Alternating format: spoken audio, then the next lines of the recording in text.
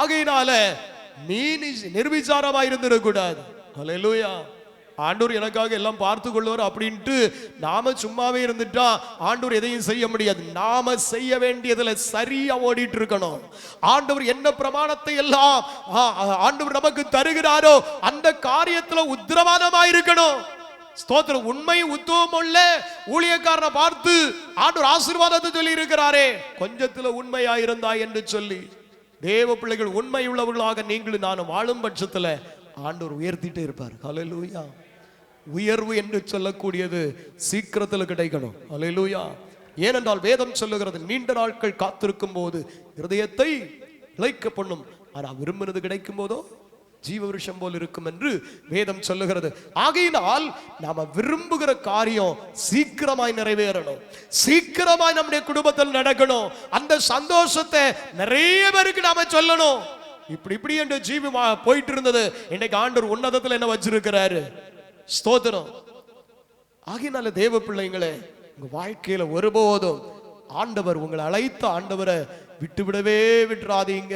கழுகு கடைசி நொடி வரையிலும், ஸ்தோத்திரம், வாழ்வு கிடைக்கிற வரையிலும் ஆண்டவரை சார்ந்து நிற்கிறது போல சார்ந்து நிற்போம். தொடர்ச்சியாக ஒரு வேத பகுதியை வாசித்து நாம ஜெபத்தினேலா கடந்து செல்லலாம். லூக்கா எழுதின சுவிசேஷம் அதில் உள்ள 21ஆம் அதிகாரம் 17 முதல் 19 உள்ள வசனங்களை வாசிங்க.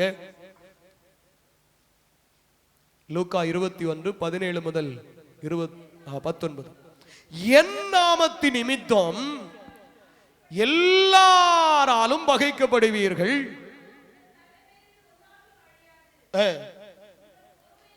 உங்கள் பொறுமையினால் உங்கள் ஆத்துமாக்களை காத்துக் கொள்ளுங்கள்.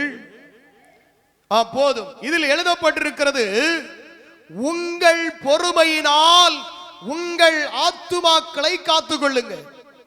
நமக்கு பொறுமை இருந்தா நம்முடைய ஆத்துமாவை காத்துக்கொள்ளலாம். அவங்கவங்க ஆத்துமாக்களை அவங்கவங்க தான் காத்துக்கொள்ள முடியும். வேறொருத்தர் வந்து உங்களுடைய ஆத்துமாவை காக்க வர முடியாது. சரீரத்தை காக்க ஒருவேளை உங்களுக்கு ஒத்தாசை பண்ணலாமே ஒழிய, நம்முடைய ஆத்துமாவை காக்கிறதற்கு நாம தான் கடனாளிகள், பொறுப்பாளிகள் நாம. யோசேப்பு போல உங்களை காத்துக்கொள்ளணும். யோசேப்புடைய வாழ்க்கையில ஸ்தோத்திரம் பெரிய பிரச்சனை, ஸ்தோத்திரம் பெரிய பாடு வருகிறது.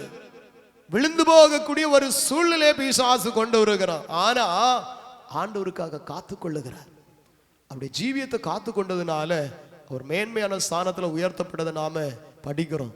தேவ பிள்ளைகளே, உங்க ஜீவியத்தை நீங்க காத்துக்கொள்ளுங்க. யாரையும் அதுல சாக்கு போக்கு சொல்ல முடியாது.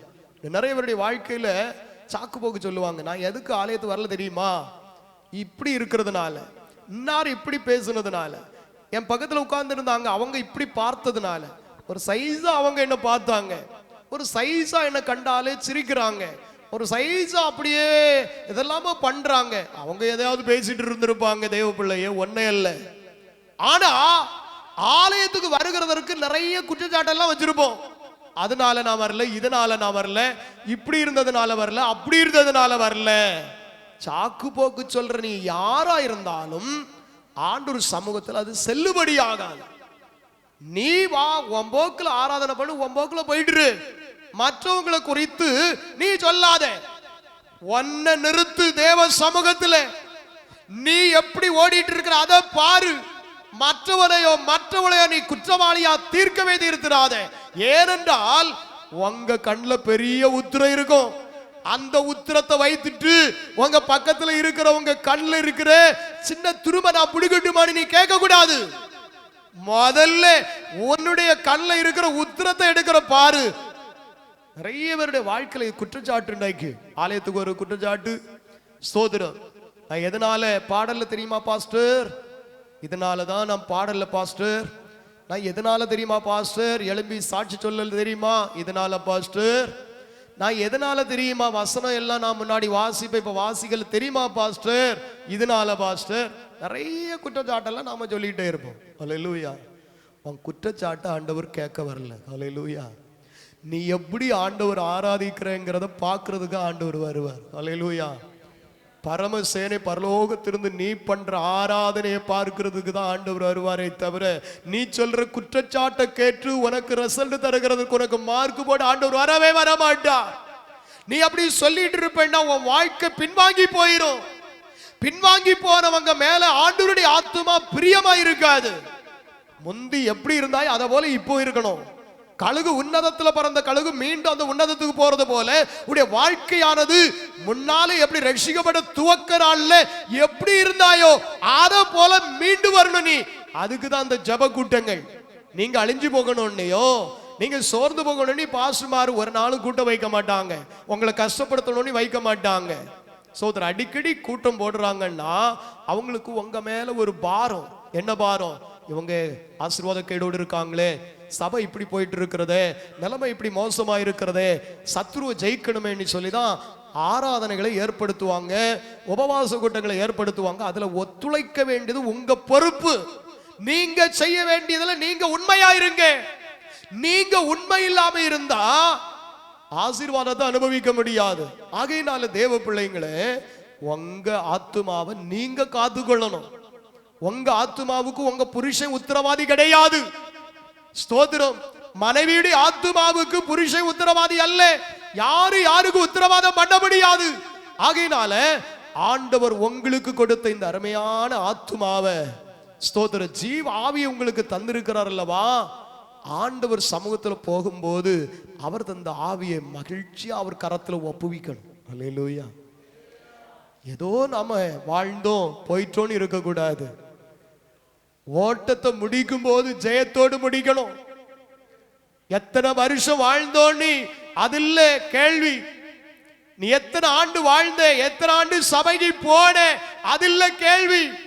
நீ வாழ்ந்த நாட்களில், சர்ச்சுக்கு போன நாட்கள்ல எப்படி ஆராதனை பண்ணின, எப்படி உண்மையா இருந்தா, அததான் கேட்கிறார் ஆண்டவர். உண்மை இல்லைன்னா ஆண்டவர் தள்ளிடுவார். ஆண்டவருக்கு ஆராதனை செய்கிறத உண்மையாயிரு. ஆண்டவரை தேடுறதுல உண்மையாயிரு. ஆண்டவரை சார்ந்து நிற்கிறதுல உண்மையாயிரு. எந்த காரியத்துல வேஷம் போட்டிராத. ஸ்தோத்திரம். முகஸ்துதி பண்ணீராத. முகஸ்துதி பண்ணவே பண்ணக்கூடாது. ஒருவரை ஒருவர் அன்பு கூறணும், அது வேற. ஆனா முகஸ்துதி பண்ணுவேன்னு வச்சுக்கோ, அது வாழ்க்கையில வீழ்ச்சிக்கு ஆரம்பம். இந்த நிறைய வாழ்க்கையில பாருங்க, முகஸ்துதி பண்ணுவாங்க, ஸ்தோத்திர தலைக்கு மேல கை போட்டு தூக்கி பிரைஸ் லார்ட் அப்படிலாம் பண்ணுவாங்க. ஆனா செயல்பாட்டில் பாருங்க அதெல்லாம் வராது. வேற அங்க வேற காரியம் எல்லாம் நடந்துட்டு இருக்கும். உள்ளாக வேற காரியம், வெளித்தோற்றத்தில் ஒரு பெரிய பிரைஸ் லார்ட் போடுவாங்க, கையெல்லாம் பிடிச்சு கட்டி அப்படி அணைஞ்சிருவாங்க. ஸ்தோத்திரம். நம்முடைய பாஸ்டர் குறித்து எனக்கு தெரியும். நாங்கள் எங்கள் ஊழியத்துக்கு வந்ததிலிருந்து அவங்க முகஸ்துதி பண்ணுறதை நான் எல்லாம் ரொம்ப பார்த்தது கிடையாது. ஸ்தோத்திரம். அப்படிதான் இருக்கணும். அல்லேலூயா. முகஸ்துதி பண்றாங்கன்னா உடனே அறிந்து கொள்ளுங்க, ஏதோ ஒரு அண்டர் கிரவுண்ட் வேலை நடக்கிறது அப்படின்னு அறிந்து கொள்ளணும். அல்லேலூயா. பாஸ்டர் என்ன அவர் கண்டவன பாஸ்டர் பிரைஸ் லார்ட் கை கொடுப்பாங்க, சிரிப்பாங்க, பேசுவாங்க, போயிட்டு இருப்பாங்க. அது போல இருக்கணும். ஸ்தோத்திரம். எல்லாம் உள்ள இருக்கிறதெல்லாம் கொடுக்கறது போல அப்படி நடிப்பு வேலை எல்லாம் வச்சிடாதீங்க உங்க வாழ்க்கையில. ஸ்தோத்திரம். தேவ பிள்ளைங்களே, உங்க வாழ்க்கையில உங்க ஆத்துமாக்களை காத்து கொள்ளுங்க, பொறுமையாயிருங்க. வேத வசனம் சொல்லுகிறது, கர்த்தருக்காக பொறுமையோடு காத்து கொண்டிருந்தேன், அவர் என்னிடமாய் சாய்ந்தார். இன்றைக்கு உங்களிடமாய் சாய்ந்து நிற்கிற ஆண்டவர் விலகிடக்கூடாது. இன்றைக்கு உங்க பட்சத்தில் நிற்கிற ஆண்டவர் ஸ்தோத்திரம் வேறொரு பட்சத்தில் சாஞ்சிடக்கூடாது. அதுக்காக ஆண்டவர் அந்த கழுக போல உன்னதமான அனுபவத்தை நாம் மீண்டும் வரணும்னு சொல்லி உறுதியாய் பிடிங்க. ஆண்டவருக்காய் வாழுங்க. உங்க ஆத்துமாக்களை காத்து கொள்ளுங்க. தேவனுடைய ராஜ்யத்திற்கு என்று ஆயத்தப்படுங்க. தேவன் உங்களை ஆசீர்வதிப்பார். ஆமென். ஹல்லேலூயா. ஸ்தோத்திரம். எல்லாரும் அப்படி நாம் ஜெபிப்போம். ஹல்லேலூயா. கேட்கிற எல்லா வார்த்தைகளை ஆண்டவர் இந்த நாளிலே நமக்கு தந்தார். எல்லாரும் அப்படி தேவ சமூகத்தை ஒரு மனமாய் அப்படியே தேவனை நோக்கி ஜெபிக்க போகிறோம். ஹல்லேலூயா. கர்த்தர் நல்லவர், கர்த்தர் நல்லவர். ஹல்லேலூயா. ஆமென். ஹல்லேலூயா, ஹல்லேலூயா, ஹல்லேலூயா. அப்படியே இந்த வசனங்களை அப்படியே இந்த கடைசி நாளிலே, இந்த உபவாச நாள், இந்த கடைசி நாளிலே ஆண்டவர் ஒரு நல்ல வார்த்தைகளை, ஆண்டவர் வசனத்தை கொண்டு நம்மோடு கூட பேசினார். எல்லாரும் அந்த வார்த்தைகள் அப்படியே கர்த்தருடைய கரத்தில் கொடுத்து காத்திருக்கிறவருடைய வாழ்க்கையில் என்னென்ன நன்மைகள் உண்டு, காத்திருக்கிற வேளையில் எப்படி நம்முடைய வாழ்க்கை இருக்க வேண்டும், ஆண்டவர் வசனங்களை கொண்டு முழுவதும் வயத வார்த்தையை கொண்டு நம்மோடு கூட இந்த நாள் இந்த வேளையில் பேசினார். இந்த ஒரு 14 நாட்களை நீங்கள் திரும்பி பார்த்தீங்கன்னா ஒவ்வொருவரும் இந்த இடத்துல பேசினதும் அநேக நாட்கள் இந்த உபவாச நாட்களிலே வந்தவர்களுக்கு தெரியும். பேசப்பட்ட எல்லா வார்த்தைகளும் அந்த முழு இதுதான் இன்னைக்கு ஆண்டவர் நமக்கு கொடுத்தார். ஒரு மனிதன் எப்படி இருக்கணும், நமக்கு வாழ்க்கையில் என்னென்ன குறைவு இருக்கு, எதெல்லாம் அகற்றப்படணும்னு ஒவ்வொரு உபவாச ஜபத்திலும் கர்த்தர் நம்மோடு பேசினார். இன்றைக்கு நீங்க பார்க்குறீங்க, இன்றைக்கு இந்த வார்த்தையை இந்த இடத்துல நீங்க கேட்டீங்க. நாங்கள் ஆண்டவருக்கு நாமத்தினாலே உபவாச ஜபத்துக்கு பாஸ்டர் நான் கூப்பிட்டனே தவிர எந்த சூழ்நிலையும் அவரோடு பேசினதில்லை. அத்தனை நாட்கள் தேவன் நம்மோடு பேசின. இன்றைக்கு அதை கர்த்தர் உறுதிப்படுத்தி இருக்கிறார். மனம் திரும்ப வேண்டிய எல்லா இடங்களிலும் மனம் திரும்பும். ஆண்டவர் எவ்வளவு உண்மை உள்ள ஆண்டவர், ஆண்டவர் எவ்வளவு மனதை பார்க்கிற ஆவியானவர், ஒரே ஆவியானவர். இன்றைக்கு இந்த நாட்கள் முழுவதும் சபையில இன்ன காரியத்தில் நீ ஆயத்தமாக, இன்ன காரியத்தில் நீ சாக்கு போக்கு சொல்லாத, இன்ன காரியத்தில் உண்மை உள்ளவனா இரு. தொடர்ந்து ஒவ்வொரு நாளும் நம்முடைய ஆண்டவர் இந்த வார்த்தைகளை நமக்கு தந்தார் அல்லவா. இன்றைக்கு இந்த ஆண்டவர் மீண்டும் ஒரு விசை கூட அதே வார்த்தையை தந்து கர்த்தர் நம்மை பலப்படுத்த காரணம் என்ன தெரியுமா? இன்றைக்கு உறுதிப்பட இவைகளை நீ ஒப்புக்கொண்டு இவைகளை நீ கை கொள்ளுவா என்றார், இவைகளுக்கு நீ கீழ்ப்படிவா என்றார். ஆண்டவர் எல்லா நன்மைகளையும் தந்து ஒன்னை குறைவில்லாம கர்த்தர் ஆசீர்வதிப்பார். எல்லாரும் வசனங்களுக்கு ஒப்பு கொடுப்போமா?